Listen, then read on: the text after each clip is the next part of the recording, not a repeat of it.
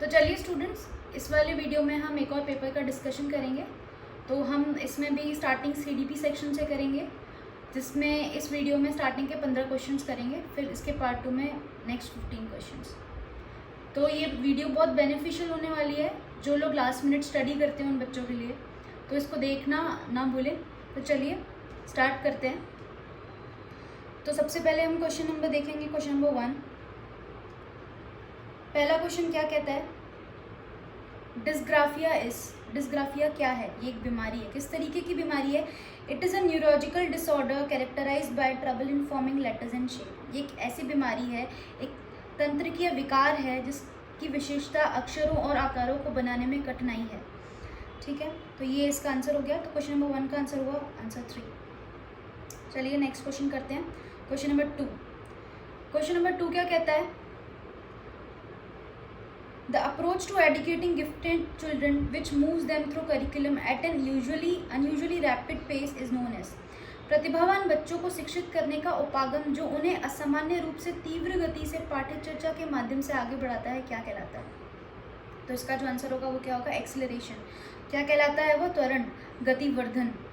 ठीक है, तो क्वेश्चन नंबर 2 का आंसर है एक्सेलरेशन या त्वरण। चलिए क्वेश्चन नंबर 3 देखते हैं। क्वेश्चन नंबर 3 कहता है teachers who are working towards inclusive classrooms. शिक्षक जो समावेशी कक्षाओं की दिशा में काम कर रहे हैं, उन्हें चाहिए कि वे क्या करें? Create curriculum adaptations. हाँ, बिल्कुल सही बात है। Incorporate diverse perspectives. ये भी बिल्कुल सही बात है। Examine their own implicit bias. ठीक है, बिल्कुल सही बात है। And see diversity as an obstacle. नहीं, ये गलत बात है, ये इसका ऑप्शन गलत होगा। तो एक जो शिक्षक जो एक समावेशी कक्षाओं की दिशा में काम कर रहे हैं, उन्हें चाहिए कि वो पाठ्यचर्या में अनुकूलन करें, बिल्कुल। विविध दृष्टिकोण को शामिल करें, बिल्कुल। अपने स्वयं के अंतर्निहित पूर्वाग्रहों की जांच करें, बिल्कुल। और विविधता को एक बाधा के रूप में देखें, नहीं, उनको डाइवर्सिटी को बाधा के रूप में नहीं देखना होता है, तो ये आंसर नहीं होगा। तो इसका जो क्वेश्चन नंबर 3 का जो आंसर होगा वो क्या होगा? ऑप्शन नंबर 2, 1 2 3 स्टेटमेंट, 1 2 3 स्टेटमेंट सही है। Now moving to question number 4। Question number 4 क्या पूछता है?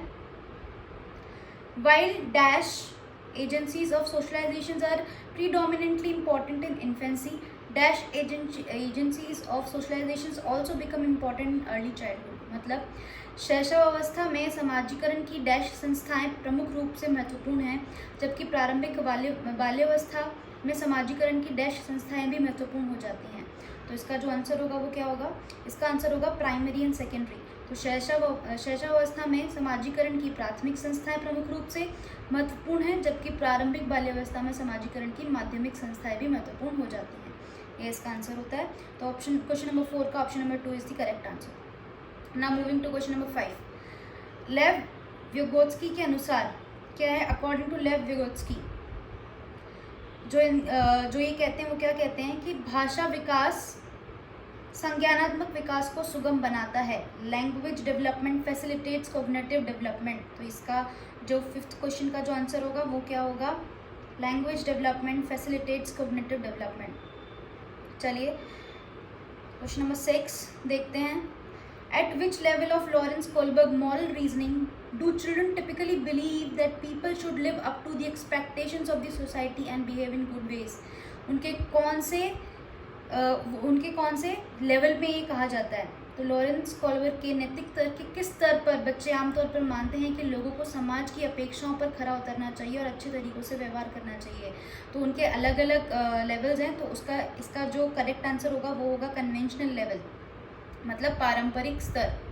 Option number 3 is the correct answer for question number 6। Now moving to question number 7। इसमें असर्शन और रीजन दिया हुआ है, उसके आधार पर हमें आंसर बताना है। तो असर्शन है interaction with more knowledgeable others such as teachers and peers can provide the necessary support and guidance to help the learners develop their understanding and skills. बिल्कुल। Social interaction is a key component of learning and development. ये दोनों ही सही हैं। ठीक है, तो इस question का आंसर होगा both A and R are true and R is the correct explanation of A। Hindi में भी देख लेते हैं। कहता है शिक्षकों और साथियों जैसे अधिक जानकार अन्य लोगों के साथ बातचीत शिक्षार्थियों को उनकी समझ और कौशल विकसित करने में मदद करने के लिए आवश्यक समर्थन और मार्गदर्शन प्रदान कर सकती है। कारण सामाजिक संपर्क सीखने और विकास का एक प्रमुख घटक है। बिल्कुल, ये इसका आंसर हो जाएगा। दोनों ही कथन सत्य हैं और आर एक ही सही व्याख्या है। तो क्वेश्चन नंबर 7 का option number 2 is the right answer. Now moving to question number 8। Question number 8 बोलता है what is the main goal of assessment for learning. Learning के लिए कौन सा मेन गोल होना चाहिए उसके असेसमेंट के लिए? To identify students who can be categorised as slow learners, नहीं, ये इसका गोल नहीं होना चाहिए। To evaluate student performance and assign grade, ये भी इसका आंसर नहीं होना चाहिए। To provide feedback to students that can be used to improve learning, बिल्कुल। विद्यार्थियों को अधिगम के आकलन के लिए मुख्य लक्ष्य क्या है? अधिगम के आकलन के लिए मुख्य लक्ष्य है विद्यार्थियों को प्रतिपुष्टि प्रदान करना, जिसका उपयोग उनके अधिगम में सुधार के लिए किया जा सकता है। तो क्वेश्चन नंबर 8 का option number 3 is the right answer. Now moving to question number 9। Question number 9 पूछता है किस आयु में बच्चे शब्दों के खेल में शामिल हो सकते हैं और ऐसे चुटकुलों और पहेलियों को पसंद कर सकते हैं जिनमें शब्दों का खेल शामिल हो। At which age can children engage in a word play and like jokes and riddles that involve a play on words? तो इसका जो आंसर होगा वो ऑप्शन नंबर 4, 7 साल की उम्र में। Now moving to question number 10। Question number 10 बोलता है कैरल गिलिगन ने कोहलबर्ग के नैतिक विकास के सिद्धांत की आलोचना की है, किस पर्सपेक्टिव से की है? Carol Gilligan has criticised Kohlberg's theory of moral development. क्या बोला है उन्होंने? नारीवादी दृष्टिकोण से उन्होंने उसकी नैतिक विकास के सिद्धांत की आलोचना की है, फ्रॉम अ फेमिनिस्ट पर्सपेक्टिव। तो यही इसका आंसर होगा ऑप्शन नंबर 10 का 2। Now moving to question number 11। Question number 11 क्या कहता है? जिन पियाजे के अनुसार पूर्व संक्रियात्मक चिंतन की मुख्य विशेषताओं में से एक डैश है जो किसी स्थिति की एक पहलू पर ध्यान केंद्रित करने और दूसरे की उपेक्षा करने पर प्रवृत्ति को संदर्भित करता है। One of the main characteristic of pre operational thought according to Jean Piaget is dash which refers to the tendency to focus on one aspect of situations and neglect others. Okay, तो इसका जो answer होगा वो क्या होगा? सेंट्रेशन, केंद्रीयन। तो उनके अनुसार मुख्य विशेषताओं में से एक केंद्रीयन है जो किसी स्थिति के एक पहलू पर ध्यान केंद्रित करने और दूसरे की उपेक्षा करने की प्रवृत्ति को संदर्भित करता है। ठीक है, क्वेश्चन नंबर 11 का ऑप्शन नंबर 2 आंसर हो गया।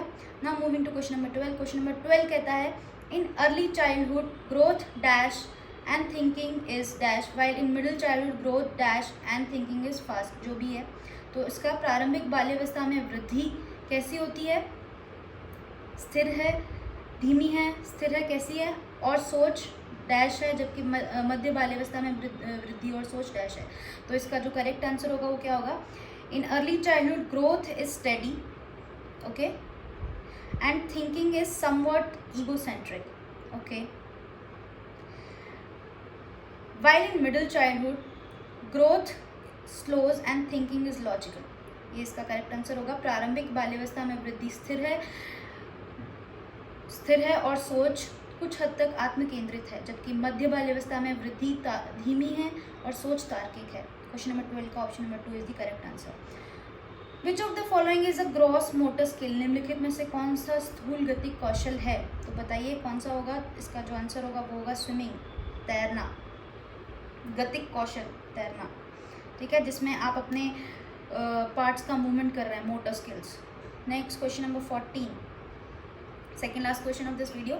Physical growth and development follow the dash and dash principles of development. क्या भौतिक विकास और विकास के कौन से सिद्धांत का पालन करते हैं? तो हम देखेंगे ऑप्शन नंबर 14 का आंसर हो जाएगा 2, जो है भौतिक वृद्धि और विकास के शीर्षगामी अवरोही और समीपस्थ आंतरिक से बाहरी सिद्धांतों का पालन करते हैं। Physical growth and development follows the top down and inner to outer approach.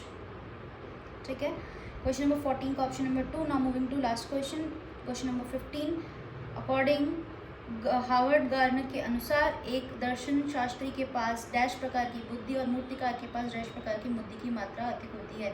तो ऑब्वियस सी बात है, जब एक दर्शन शास्त्री है तो उसके पास कौन सी बुद्धि की मात्रा ज़्यादा होगी? इंट्रापर्सनल, अंत व्यक्ति। और कोई एक ऐसा इंसान, स्कल्पचर जो है, जो मूर्तिकार है, उसके पास स्पैचियल इंटेलिजेंस की मात्रा ज़्यादा होगी। तो इसका आंसर हो जाएगा ऑप्शन नंबर 3, तो चलिए, इस वाले वीडियो में हमने स्टार्टिंग के 15 क्वेश्चंस कवर किए हैं। अब आगे नेक्स्ट वीडियो में हम लोग नेक्स्ट 15 क्वेश्चंस कवर करेंगे।